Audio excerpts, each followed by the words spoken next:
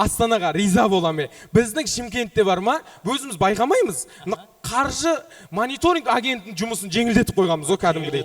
Қалай жеңілдетіп қойғанбыз? Адамды алдау азап біздің Шымкентте. Ешкімді алдай алмайсың. Мошенниктерге жұмыс жоқ, кәдімгі ше. Таксовать етеді мошенниктер. Өткенде біреумен алдамақшы. Көшеде келатса, саламатсыз ба, күйнеттен кебек деп қояды. Ол сайт жабылып қалған жоқ па? Ол басқа сайт. Нет болса болды ма саған? Сөйтіп.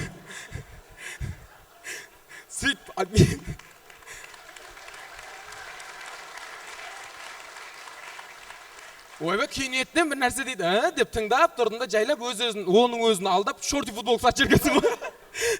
Сөйтіп, олар еще андай қылады деген, звондап, орысша алдай деген.